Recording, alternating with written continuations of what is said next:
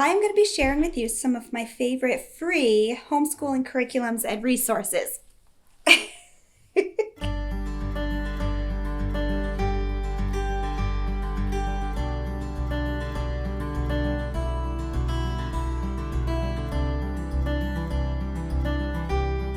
Hi everyone, my name is Lori and welcome back to the Mason Jar Life. This is the second video in my homeschool series. Today's video is going to be a little bit more practical. I am going to be sharing with you some of my favorite free homeschool curriculums and resources. And what I really like about these resources is that they've always been free for homeschoolers. They are not only free for a limited time because of this coronavirus pandemic, but they've always been free. And while I appreciate the companies giving away free material right now because of the coronavirus, we don't know how long they're going to be free. So I wanted to give truly free, always free curriculums and resources that were put out there because the people who made them available truly wanted to give homeschoolers free resources, truly free resources. These resources can be great if you're just starting out with homeschooling, if you only plan on homeschooling temporarily, or if you're just on a budget and you need a few free ideas. Before we get into it though, I want to give you a few points of encouragement as always. Number one, take the first few months of homeschooling to get to know what works best for you and your child. Just start somewhere. These free resources are a great place to start because you're not investing much in them. Sometimes they will work great and sometimes not. And if it's not working for you, it does not mean that you are a failure. It just means that it's maybe not the right style or not the right curriculum. Don't try to force a curriculum if it isn't working. And yes, I mean, even if you spent a lot of money on it, think of it as an expensive lesson on getting to know you and your child better. I actually went through this. When we first started homeschooling, I bought two very expensive, totally separate, all-in-one homeschool packages, one for my daughter, one for my son. This was my first mistake. It was too much for me to do two totally separate curriculums for each of my children. I should have been doing a lot of the subjects together, and that is a whole other topic, which I plan on getting into another time, how to homeschool more than one child without spending all day doing it. If you hear background noise, I do apologize. My kids are actually doing some of their work in the background. Anyway, what I found with these very expensive curriculums was that it didn't actually end up working for us. There was some of it that we enjoyed together, but there was actually a lot of it that just didn't work at all. So in the beginning, spend some time getting to know your child's learning style, your teaching style, and don't put pressure on yourself. This is not the time to be trying to move ahead quickly with the material. Number two, you don't need to stick to just one curriculum. I actually personally like to use a different curriculum for every subject. Sometimes I even use more than one curriculum for a subject. Now, if that feels too overwhelming, I understand. And if you feel like an all-in-one curriculum is working for you, then great, don't change it. But I do feel like separate curriculums for each subject works really well for us because each child is so different and they might even learn differently in each subject. I would suggest to start with language arts and math, especially for younger kids.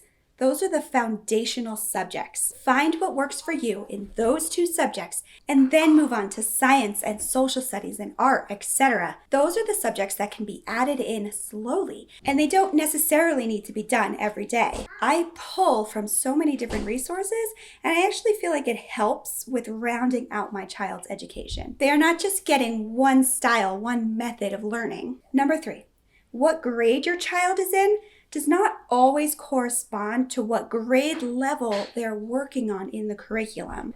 Every curriculum is different. One language arts curriculum might work better for your child at the second grade level, while another one might work better at the first grade level. Maybe because it happens to be a little more advanced. Not every child is on the same level with every subject, and not every curriculum is going to be right for your child.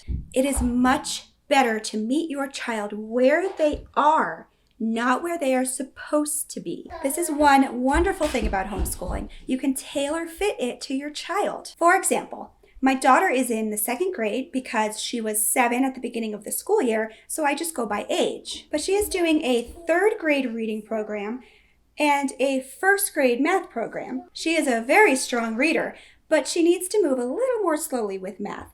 And there's absolutely no problem with that. For me, it is way more important that she truly understands the foundational principles and that I don't push her too fast. Number 4, you may have noticed that there are a ton of Christian homeschool resources. This is fantastic if you are a Christian and want to focus on those principles in your homeschool. But I wanted to encourage you that if you are not a Christian, don't just throw those resources out the window. There are some real gems, and some of the material can be really useful, even if you're not a Christian. You don't have to use the parts that you're not comfortable with.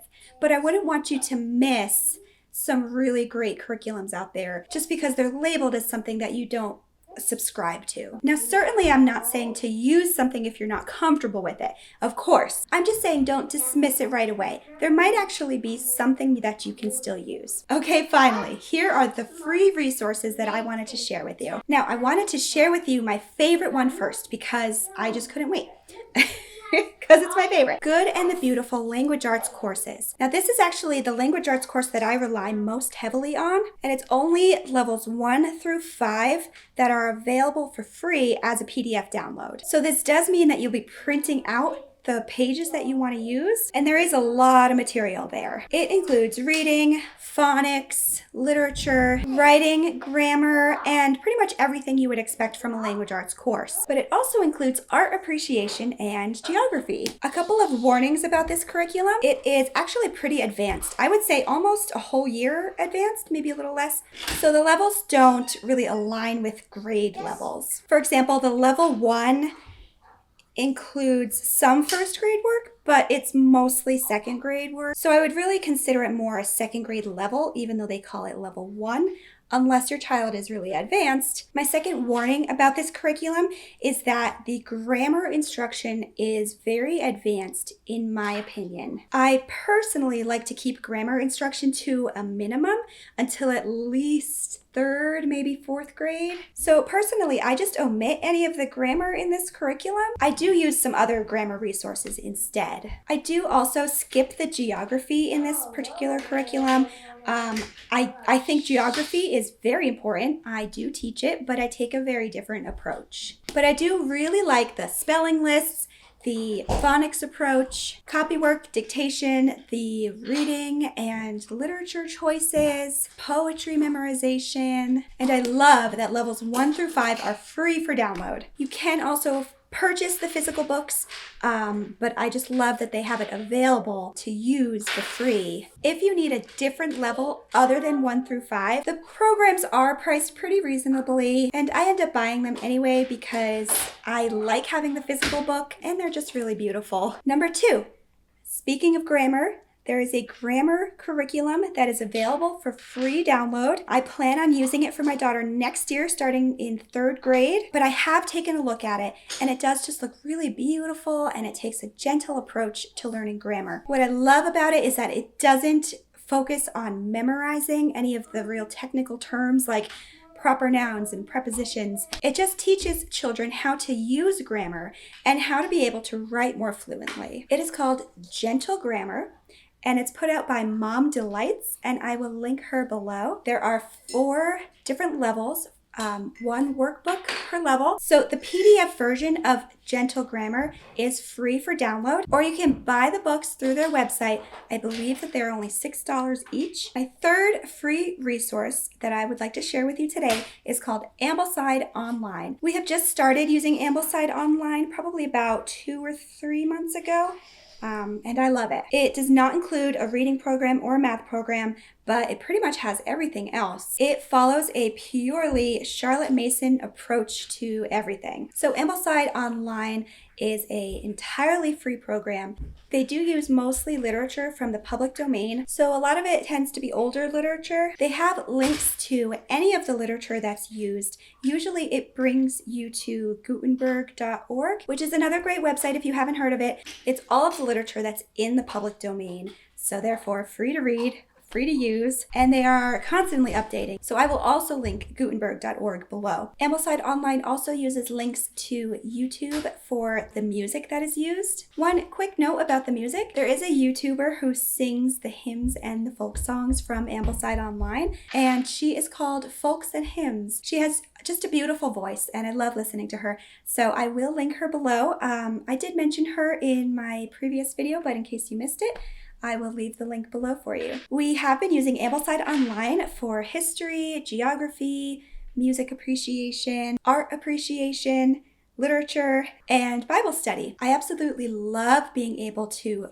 focus on the arts and on reading together. I will say I just started year 1 with my 2nd grader, and we are moving through it very slowly. I feel no rush to move through all of the material. Some of it is more advanced. We listen to hymns together now.